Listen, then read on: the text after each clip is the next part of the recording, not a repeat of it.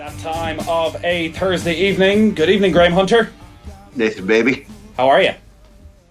Just ebullient as usual. It's the international break. Spain are preparing for world domination in Russia. Why wouldn't things be gorgeous where I am? Do you enjoy the international breaks? Do you feel you're out of your weekly routine? I'm going to take that aggressive beginning to the interview the way that you mean it. You already know that. No, are you kidding? I'm hovering around street corners saying, listen, baby, I need a fix. I'm hurting. Bring me club football. Bring me Champions League football. Look, it's interesting. When you got a weekend like this, and so many of the genuinely A-class sides are meeting, there's a degree of interest because it sets you up for understanding who's in form, what formations will they use. It's really the build-up for Russia now. So, yeah, there's interest. For sure there is.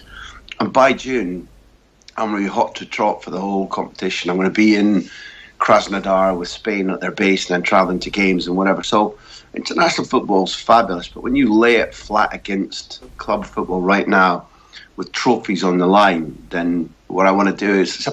Club football's a page turner. It's one of them books where you see the review in the back and it says you won't be able to put it down. I might talk to you briefly about international football then before we get on to what's happening in La Liga at the moment. So Spain are playing Germany this weekend in a friendly. The Spanish squad, Diego Costa is back in. Marcos Alonso's got his first call-up of his senior career.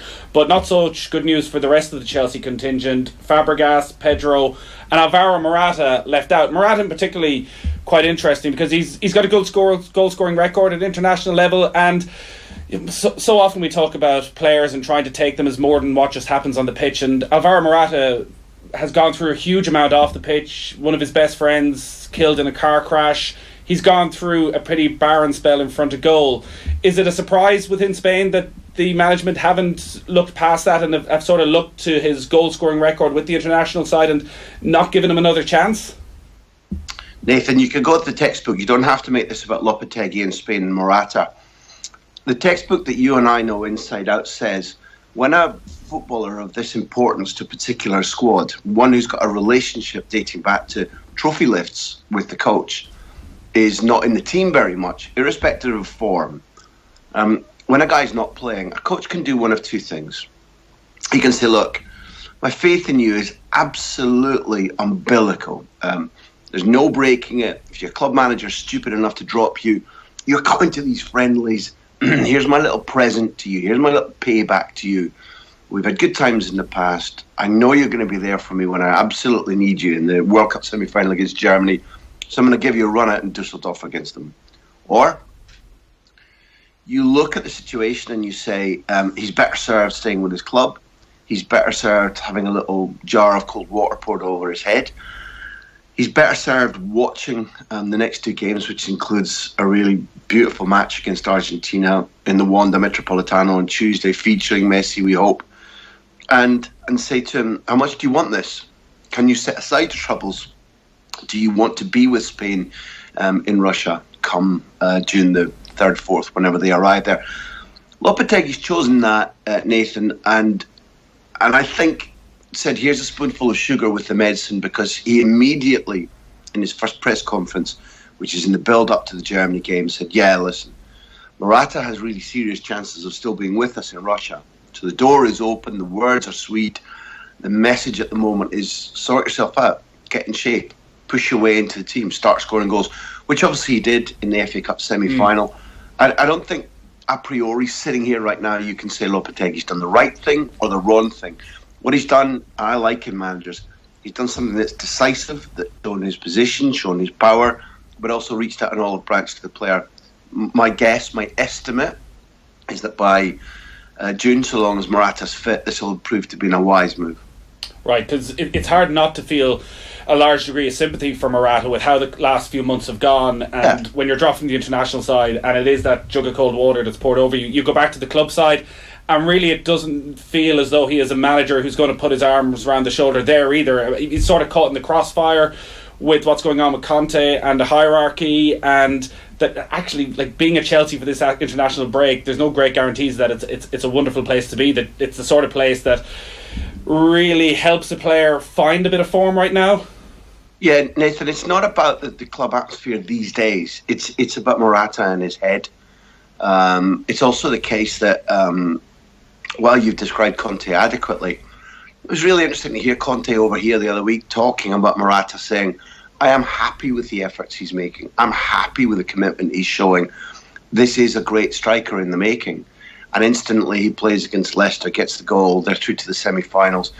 It's not about how Cobham is right now, what the atmosphere is like. It's about Morata dealing with his own psychology, his own motivation, digging deep, deciding in his own mind whether he, acutely wants to be with La Roja, with a shot at least of winning the World Cup. They wouldn't necessarily be everybody's number one favourites, but they'd be in a group of four.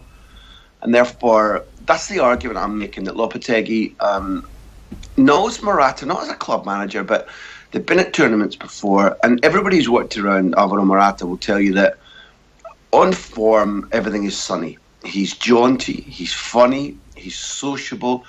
He's the kind of player who, and tournaments are won not just on the pitch, they're won in the build-up, they're won off the pitch, they're won in how people get on with each other, the atmosphere in the camp, and Morata can help that.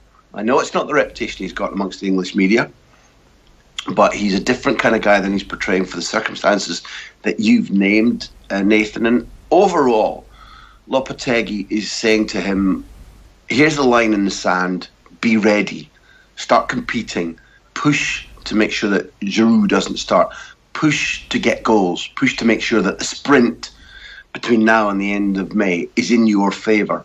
And I think that Lopetegui, if he sees that and hears that, and probably at very worst goes to meet Morata, is desperate not to have to leave this guy out, because he is literally handmade for the style of play of this group.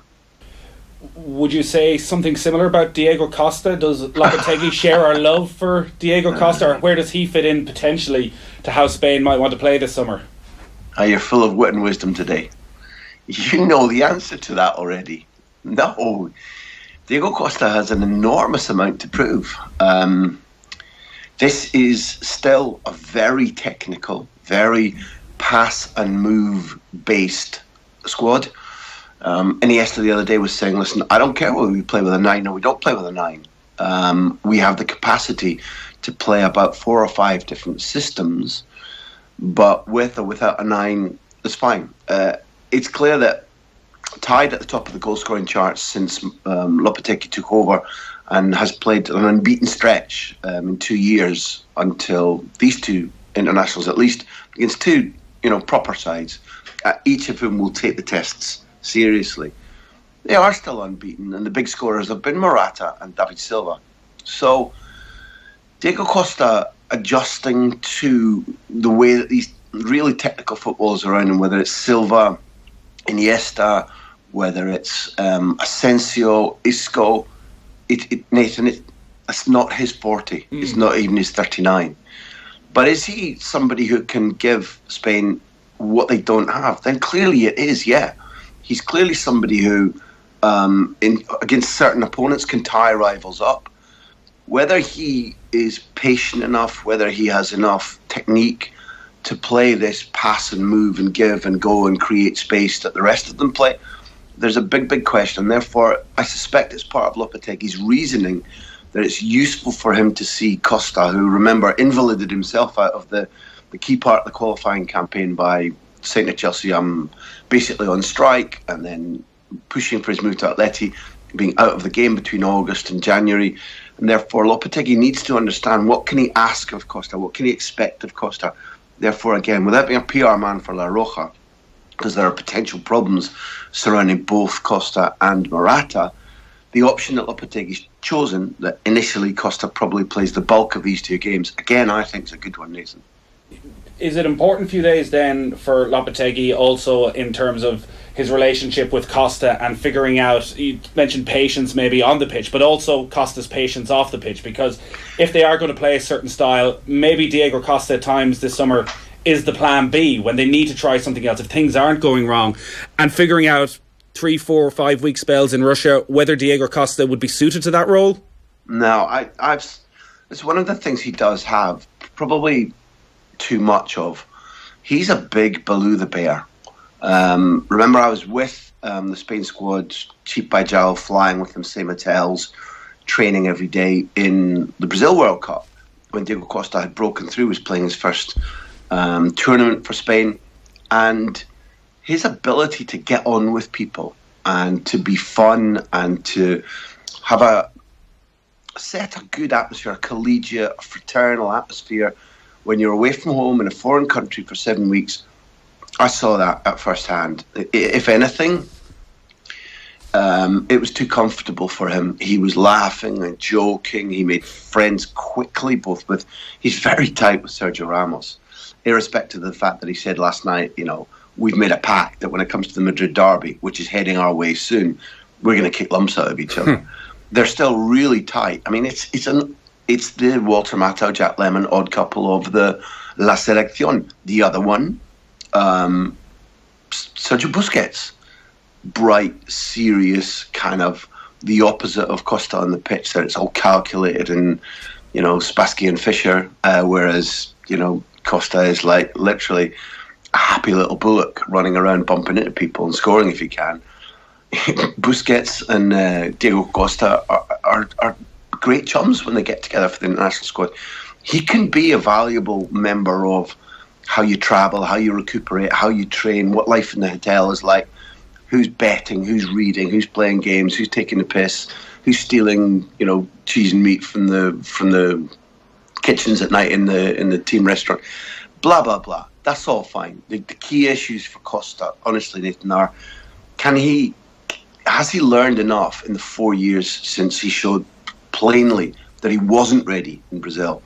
Can he adapt? My bet is yes, that he's grown up, and as long as he's fit, I think he can be a guy who says, whether I play or whether I come on, now it's about winning.